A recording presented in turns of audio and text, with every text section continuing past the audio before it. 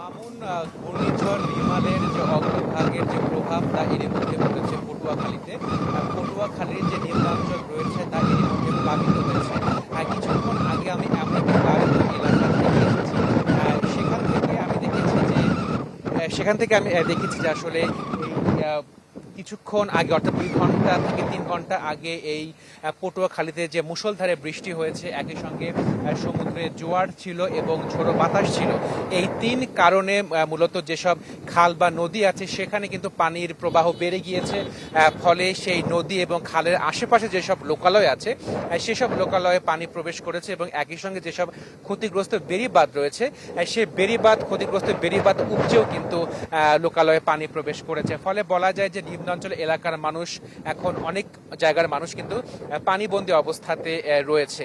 একটি প্রশ্ন যে তারা কেন আশ্রয় কেন্দ্রে যাননি, তাদের কাছে আমি প্রশ্ন করেছিলাম। তারা বলেছেন যে তাদের লোকালয় থেকে আশ্রয় কেন্দ্র বেশ খানিকটা দূরে, এছাড়া তাদের গবাদি পশু রয়েছে, ঘরবাড়ি রয়েছে, এগুলো ছেড়ে তারা সাধারণত যেতে চাচ্ছেন না। তারা বলছেন যে একান্তই প্রয়োজন হলে যখন ঝড় প্রচণ্ড বেগে যখন আসবে তখন তারা আশ্রয় কেন্দ্রে তারা যেতে পারেন বলে তারা আমাদেরকে জানিয়েছেন। আরেকটি বিষয়, এই পটুয়াখালীতে উপকূলীয় এলাকাতে এই ঘূর্ণিঝড় রেমালকে নিয়ে সতর্কতা জারি করা হয়েছে। কুয়াকাটা যে সমুদ্র সৈকত রয়েছে সেখানে লাল পতাকা উড়িয়ে দেওয়া হয়েছে। প্রশাসনের পক্ষ থেকেও কিন্তু প্রয়োজনীয় সব ধরনের ব্যবস্থা নেওয়া হয়েছে। আরেকটি বিষয় যে এখন রিমালের অগ্রভাগের যে প্রভাব সেটি পড়েছে এবং এখন কিন্তু ঝোড়ো বাতাস বয়ে যাচ্ছে, আকাশে মেঘ রয়েছে, তবে বৃষ্টি এখন নেই। আমরা জানতে পেরেছি যে বিকাল 4টার পর থেকে মূলত এই ঘূর্ণিঝড় রেমালের যে মূল কেন্দ্র সেটি উপকূল অতিক্রম করতে পারে। তখন মূলত এই ঝোড়ো বাতাস বা যে বৃষ্টি সেটি আরো বেশি হতে পারে বলে আবহাওয়া অফিসের পক্ষ থেকে বলা হয়েছে। তবে এখন পর্যন্ত এই রেমালের যে অগ্রভাগের যে প্রভাবে কোনো ধরনের ক্ষয়ক্ষতি হয়েছে এমন তথ্য আমাদের কাছে নেই, তবে নিম্নাঞ্চলের মানুষ পানিবন্দী অবস্থাতে রয়েছেন। মামুন। প্রিন্স, ধন্যবাদ আপনাকে। এবার যেতে চাই কুয়াকাটা এম কে রানার কাছে। রানা, আপনি শুনছিলেন মহিপুর থেকে প্রিন্স যেটা জানাচ্ছিলেন, সেখানে বৃষ্টি নেই কিন্তু বাতাসের গতিবেগ বেশি আছে। কুয়াকাটার পরিস্থিতি কেমন সেটা একটু জানাবেন। আরেকটা বিষয় আপনার কাছে জানতে চাই, যেহেতু পর্যটন এলাকা, সেখানে প্রশাসনের প্রস্তুতি কেমন দেখছেন? হ্যাঁ মামুন, আপনাকে জানিয়ে রাখি যে ঘূর্ণিঝড় এর প্রভাবে কিন্তু পটুয়াখালী উপকূলীয় এলাকায় সকাল থেকে কিন্তু প্রচণ্ড বৃষ্টি হয়েছিল। সেই বৃষ্টি কিন্তু দুপুরের 1টা নাগাদ কিন্তু আসলে বৃষ্টির পরিমাণটা অনেকটা কমে গিয়েছে। এখন কিন্তু প্রচণ্ড বাতাস বইছে, ঝড়ো হাওয়া বেগে কিন্তু বাতাস বইছে। এর ফলে কিন্তু সমুদ্র উত্তাল রয়েছে। ফলশ্রুতিতে কিন্তু জোয়ার থাকায় কিন্তু যখন বাতাস ছিল তখন জোয়ার থাকায় কিন্তু সমুদ্রের পানি অনেকটা বেড়ে গিয়েছিল। ফলে কিন্তু নদ নদীতে কিন্তু 5 থেকে 7 ফুট পানি কিন্তু বৃদ্ধি পেয়েছে। ফলে কিন্তু সেই উপকূলীয় এলাকায় কিন্তু পানিতে প্লাবিত হয়েছে। কিছু কিছু এলাকায় পানিতে প্লাবিত হয়ে চরাঞ্চল যেগুলো আছে সেগুলি প্লাবিত হয়েছে। এছাড়া উপকূলের যে অরক্ষিত বেড়িবাঁধ, যেটা ভাঙা যে বেড়িবাঁধগুলো আশঙ্কাজনক অবস্থায় রয়েছে, সেগুলোতে কিন্তু যারা বেড়িবাঁধের বাইরে যারা বাস করছেন এবং বেড়িবাঁধের ভিতরে যারা বাস করছেন তারা কিন্তু একরকম আতঙ্কে দিন কাটাচ্ছেন। কারণ এই ঘূর্ণিঝড় কিন্তু আজ রবিবার সকাল 6টা থেকে সন্ধ্যা 6টার মধ্যে ওই স্থলভাগ আঘাত হানার কথা থাকলেও কিন্তু এটা কিন্তু সন্ধ্যা নাগাদ আঘাত হানছে। ফলশ্রুতিতে কিন্তু সাধারণ মানুষের উৎকণ্ঠা আরও বৃদ্ধি পেয়েছে। আর বিশেষ করে সকাল থেকে কলাপাড়া উপজেলায় কিন্তু আসলে বিদ্যুৎবিহীন মানুষ রাত কাটিয়েছে এবং দিন কাটাচ্ছে। ফলে কিন্তু এই রাতে কিন্তু আসলে যদি ঝড় আঘাত আনে সেক্ষেত্রে ক্ষয়ক্ষতির পরিমাণটা কিছুটা বেড়ে যেতে পারে। এছাড়া বিভিন্ন সাইক্লোন শেল্টারে আমি গিয়েছিলাম, আসলে সেখানে তেমন কোনো মানুষের দেখা পাইনি। এর বিশেষ কারণ হচ্ছে দক্ষিণের চরাঞ্চলের মানুষ কিন্তু আসলে ঝড় ঝঞ্ঝাতের নিয়েই কিন্তু বড় হচ্ছে। ফলে কিন্তু এই হালকা বাতাস কিংবা পানির স্রোতে কিন্তু আসলে তাদের ভয় তেমন একটা পাচ্ছেন না। বিশেষ করে যখন তাদের কোনো উপায় থাকে না, একমাত্র তখনই তারা সাইক্লোন শেল্টারগুলোতে যায়। এছাড়া তাদের গবাদি পশু ও বাড়িঘরের মালামাল নিতে না পারার কারণে কিন্তু আসলে সাইক্লোন শেল্টার তারা। এম কে রানা, ধন্যবাদ। আপনার তথ্য পেয়েছি আমরা। কুয়াকাটা থেকে যেতে চাই বরগুনায় আবু জাফর সালের কাছে। সালে, যেটা দেখতে পাচ্ছি আপনার আশপাশে মোটামুটি নিম্নাঞ্চল প্লাবিত হয়েছে, জোয়ার পানিতে একটা রাস্তাও তলিয়ে গেছে। এর বাইরে রিমালের প্রভাব আর কেমন দেখছেন এবং স্থানীয়দের যে সতর্কতা স্থানীয়রা আসলে কতটা মানছেন?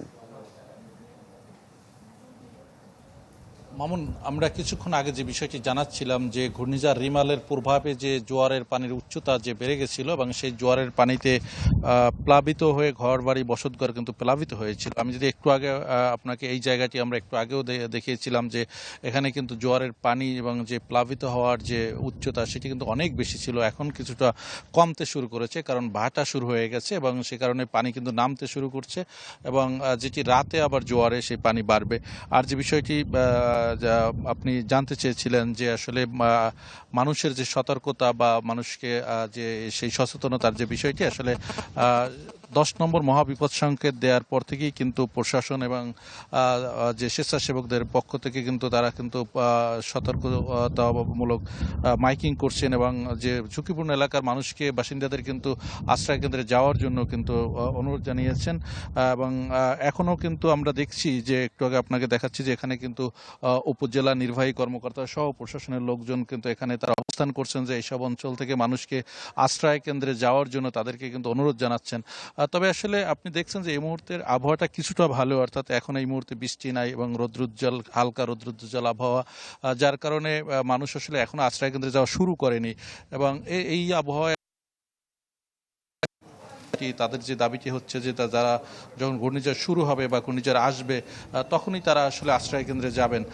আসলে যেটি হচ্ছে যে যাদের বাসা বাড়ি বা যেটি আছে গরু ছাগল যে বিষয়গুলো আছে হাঁস মুরগি সেগুলো রেখে তারা সামান্য সম্পদ সেগুলো রেখে কিন্তু তারা আসলে আশ্রয় কেন্দ্রে সহজে যেতে চান না। তবে জেলা প্রশাসক যে বিষয়টি জানিয়েছেন যে যদি তারা সন্ধ্যার ভিতরে যদি ঝুঁকিপূর্ণ এলাকা থেকে যদি যে বাসিন্দারা আছে তারা যদি আশ্রয় কেন্দ্রে না যায় তাদেরকে যেতে বাধ্য করা হবে এবং তাদেরকে সন্ধ্যার পরে সকলকে আশ্রয় কেন্দ্রে নেওয়া হবে এবং সে আশ্রয় কেন্দ্রে যাওয়ার জন্য প্রায় 642টি আশ্রয় কেন্দ্র প্রস্তুত রাখা হয়েছে এবং 3টি মুজিব কেল্লা প্রস্তুত রাখা হয়েছে।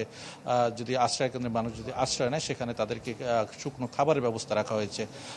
এই ছিল বরগুনা থেকে সর্বশেষ তথ্য। কিন্তু এর আগে আমরা যেটি বলেছিলাম যে 35 কিলোমিটার এগিয়ে ছিল পায়রা থেকে দক্ষিণ দিক থেকে, পায়রার দক্ষিণ থেকে। তো সেই জায়গা থেকে কিন্তু এখন প্রায় আরও ঘন্টাখানেক চলে গেছে, এখন কিন্তু আরও বেশ খানিকটা এগিয়েছে। তবে এক্স্যাক্টলি কতটুকু এগিয়েছে সেটির জন্য কিন্তু আমরা কিছুক্ষণ আগে গিয়েছিলাম, তারা নতুন যে তথ্যগুলো এসছে সেগুলো বিশ্লেষণ করছেন এবং সেটি তারা বিশ্লেষণ করে পরে আরেকটি তথ্য বার্তা তারা দিবেন।